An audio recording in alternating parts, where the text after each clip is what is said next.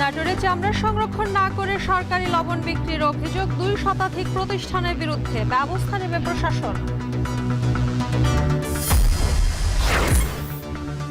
চিংড়ি রপ্তানি খাতে মন্দা, উৎপাদন বাড়াতে চাষিদের সহজ শর্তে ঋণ, নিরবিচ্ছিন্ন বিদ্যুৎ সহ সঠিক পরিকল্পনার দাবি।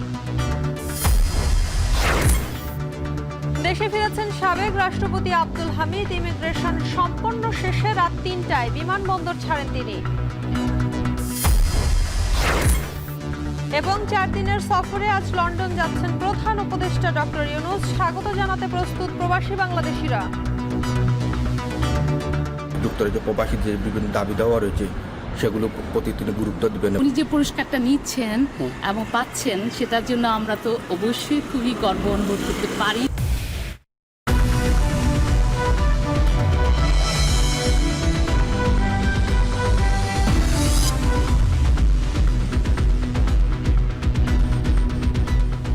স্বাগত। এখন বাজারে পুরো আয়োজনে আপনাদের সঙ্গে আছি আমি শম্পা বিশ্বাস। কোরবানির চামড়া যেন নষ্ট না হয় সেজন্য নাটোরে 2 শতাধিক মাদ্রাসায় এবার সরকারিভাবে বিনামূল্যে বিতরণ করা হয় লবণ। এরপরও সময় মতো আড়তে চামড়া না আনায় নষ্ট হয়েছে চামড়া। অনেক প্রতিষ্ঠানের বিরুদ্ধেই বিনামূল্যে লবণ চামড়া সংরক্ষণে ব্যবহার না করে বিক্রির অভিযোগ উঠাচ্ছে। এ ঘটনায় তদন্ত করে ব্যবস্থা নেওয়ার আশ্বাস দিয়েছে স্থানীয় প্রশাসন। বিস্তারিত প্রতিবেদনে। নাটোর শহরের কান্দিভিটা এলাকার আল জামিয়াতুন নুরিয়া মাদ্রাসা 4.5 টন লবণ দিয়ে 450 চামড়া সংরক্ষণ করেছে প্রতিষ্ঠানটি। ভালো দামে চামড়া বিক্রির আশা তাদের। 2-3 দিনের মধ্যে চামড়া পানিগুলি কেটে যাবে, তখন আমরা চামড়াটা সংরক্ষণ করতে পারবো এবং ন্যায্য মূল্যে আমরা বিক্রি করতে পারবো বলে আশা করতেছি।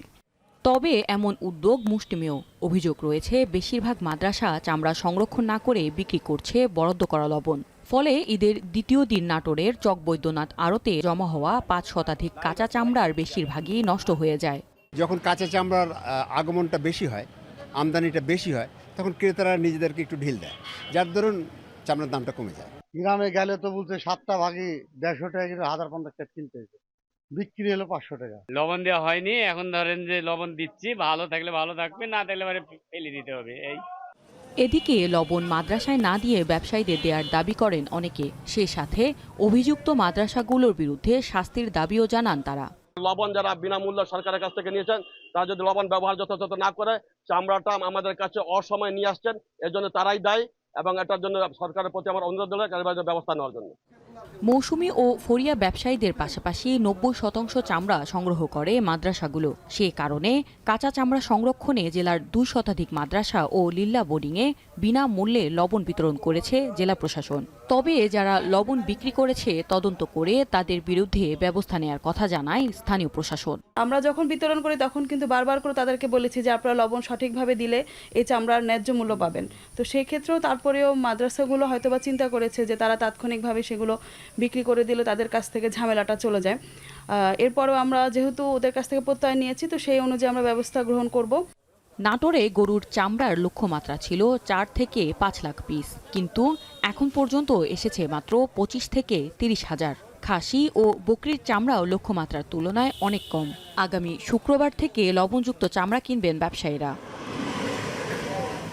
এখন নাটোর। ঈদের তৃতীয় দিনেও কোথাও কোথাও পশু কোরবানি হচ্ছে, তাই নতুন করে জমছে কোরবানির বর্জ্য। ময়লা আবর্জনা সরিয়ে নিতে কাজ করছে সিটি কর্পোরেশনের পরিচ্ছন্ন কর্মীরা। এর আগে রাজধানীতে 2 সিটি কর্পোরেশন দ্রুত বর্জ্য অপসারণের দাবি করলেও বিভিন্ন স্থানে আবর্জনা দেখা গিয়েছিল। এতে গন্ধে ভোগান্তি পোহাতে হয় নগরবাসীকে। অনেক এলাকায় নিজ উদ্যোগে ব্লিচিং পাউডার ছিটিয়ে পরিচ্ছন্নতার কাজ করেন স্থানীয়রা। এবার উত্তর সিটিতে বর্জ্য সরানোর কাজে কিছুটা গতি থাকলেও দক্ষিণে কাজ চলছে ধীর গতিতে।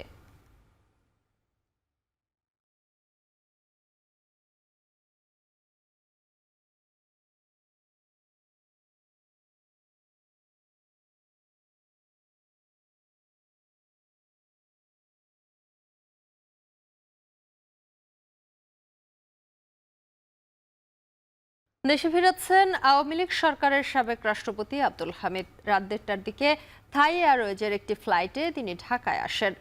TG339 থাই এয়ারওয়েজের ফ্লাইটটিতে রাত 1টায় হযরত শাহজালাল আন্তর্জাতিক বিমানবন্দরে অবতরণ করেন তিনি। ইমিগ্রেশনে প্রায় 1.5 ঘন্টার নিয়ম মাফিক আনুষ্ঠানিকতা শেষে রাত 3টার দিকে ভিআইপি লাউঞ্জ ছাড়েন তিনি। এ সময় আব্দুল হামিদের সাথে ছিলেন তার ছেলে ও শ্যালক।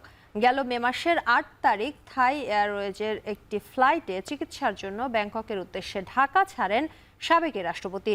আব্দুল হামিদের বিরুদ্ধে একটি হত্যা মামলা ছিল। গেল 14 জানুয়ারি কিশোরগঞ্জ সদর থানায় তার বিরুদ্ধে মামলাটি দায়ের করা হয়।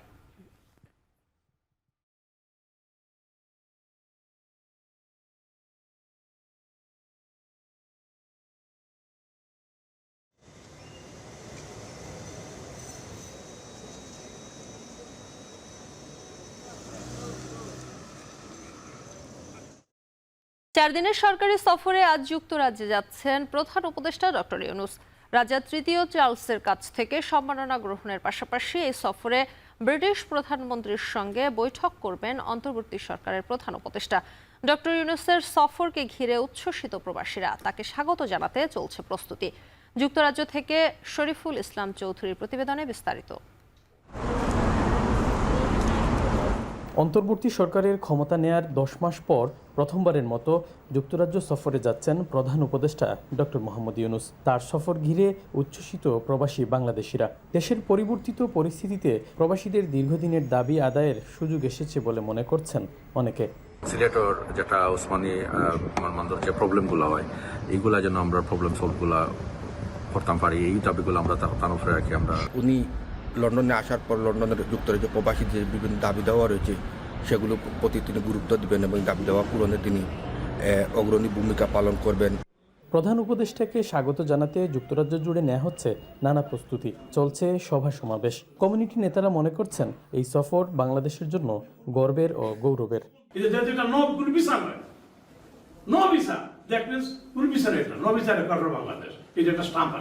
আমরা বলবো যে এটাকে আপনার বেরিয়ে নেওয়া হয়েছে,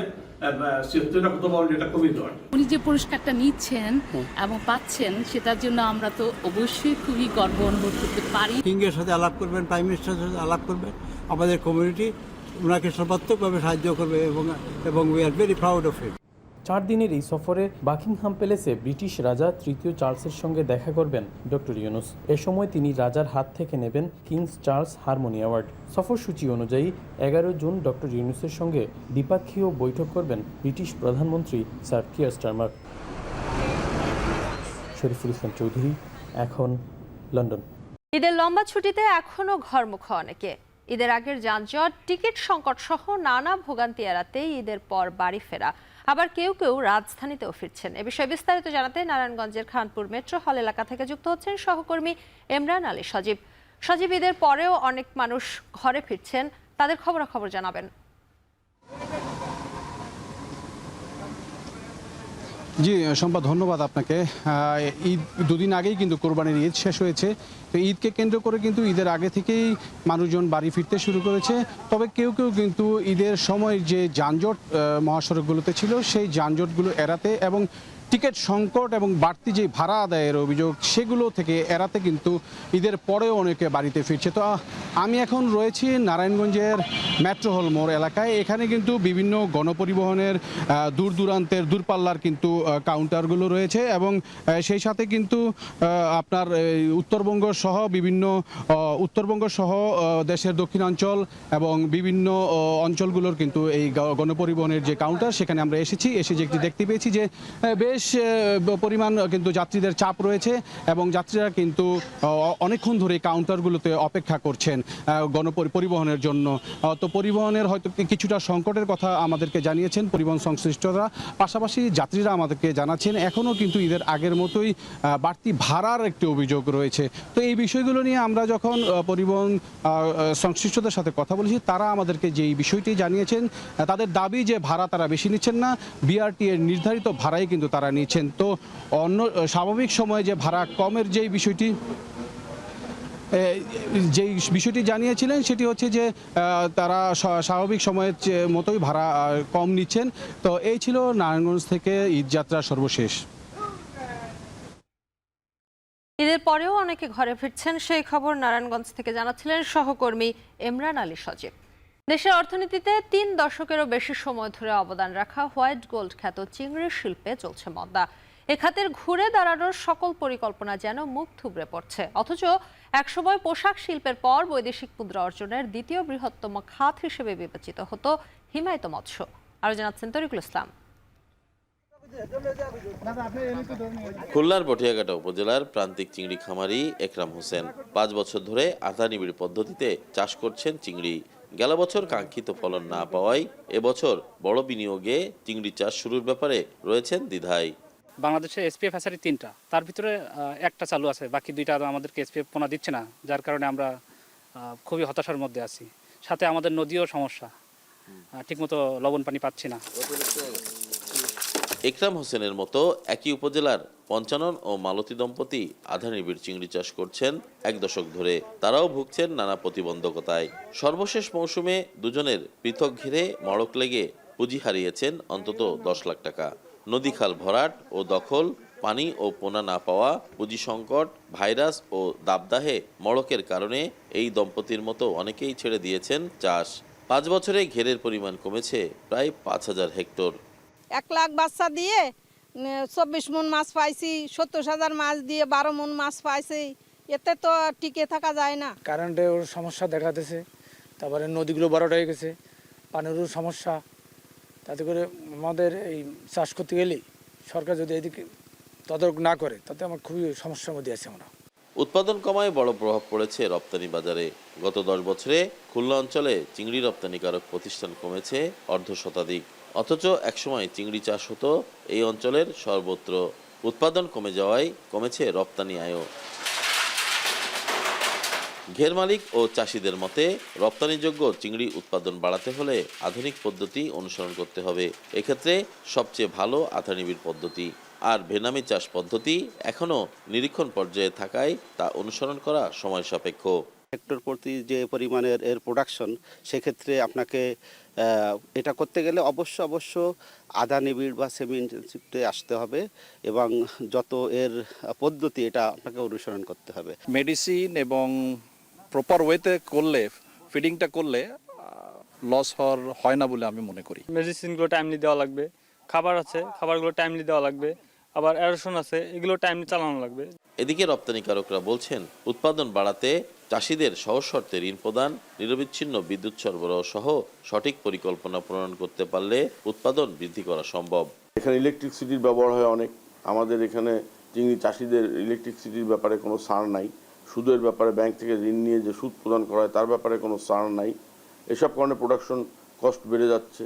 আমাদের তো মূলত টার্গেট থেকে রপ্তানি, তা আন্তর্জাতিক বাজারে আমরা গিয়ে কম্পিটিশন অন্যান্য দেশের সাথে পেরে উঠি না, উৎপাদন খরচ বেড়ে যায়। চিংড়ির উৎপাদন বাড়াতে নানা উদ্যোগ গ্রহণ করা হয়েছে। Sustainable coastal and marine fisheries প্রকল্পের আওতায় অল্প খরচে বেশি উৎপাদনের প্রকল্প হাতে নেওয়ার কথা জানিয়েছেন কৃষি বিভাগ। Sustainable coastal and marine fisheries প্রকল্পের আওতায় আমরা যে প্রযুক্তির মাধ্যমে চিংড়ি চাষ করছি, সেইখানে জলাশয়ের গভীরতা, ঘেরের গভীরতা বাড়ানো, 4 থেকে 5 ফিট করা, এবং বায়োসিকিউরিটি সহ খাবার যে ব্যবস্থাপনা, এগুলোতে চিংড়ির বৃদ্ধি, উৎপাদন প্রায় 4 থেকে 5 গুণ বেড়েছে। মৎস্য বিভাগের তথ্য অনুযায়ী খুলনার 9 উপজেলায় 2018-19 অর্থবছরে মিঠা ও লবণ পানি মিলিয়ে চিংড়ি ঘের ছিল 56,186 হেক্টর জমিতে। চলতি অর্থবছরে সেই ঘেরের পরিমাণ কমে দাঁড়িয়েছে 51,399 হেক্টরে। এই সময়ের ব্যবধানে উৎপাদন কমেছে 3,752 টন। সঠিক পরিকল্পনার অভাবে দেশের সাদাসোনা খ্যাত চিংড়ি খাত এখন ধ্বংসের মুখে। কোটি কোটি টাকা বৈদেশিক মুদ্রা অর্জনকারী এ খাতকে ফিরিয়ে আনতে গেলে প্রয়োজন মাঠ পর্যায়ের সঠিক তদারকি। তরিকুল ইসলাম, এখন খুলনা। দেশের বাইরের প্রসঙ্গ, গাজায় মানবিক সহায়তা বহনকারী একটি জাহাজে আক্রমণ চালিয়েছে ইসরায়েল। জাহাজটি আন্তর্জাতিক জলসীমায় পৌঁছানোর পরে এতে উঠে পড়ে ইসরায়েলি নৌসেনারা। জাহাজটি আটকের পর সব আরোহীদের ফোন কেড়ে নেওয়া হয়। এরপরই বিচ্ছিন্ন হয়ে যায় যোগাযোগ ব্যবস্থা। জাহাজটিতে জলবায়ু কর্মী গ্রেটা থুনবার্গ সহ 12 জন সদস্য ছিলেন। অনাহারে থাকা ফিলিস্তিনিদের জন্য মানবিক সহায়তা নিয়ে গাজার দিকে যাচ্ছিল জাহাজটি। কোনো অবস্থাতেই জাহাজটিকে গাজায় আসতে দেওয়া হবে না বলে হুঁশিয়ারি দিয়েছিলেন ইসরায়েলি প্রতিরক্ষামন্ত্রী। তাদের অভিযোগ, এই জাহাজে করে সহায়তার আড়ালে হামাসকে অস্ত্র সরবরাহ করা হবে।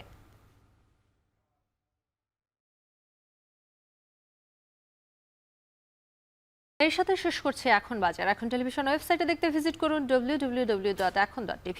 এছাড়া এখন টেলিভিশন ফেসবুকে দেখতে ভিজিট করুন facebook.com/tv.ekhon এবং ইউটিউবে এখন টেলিভিশন দেখতে ভিজিট করুন youtube.com/c/ekhon tv।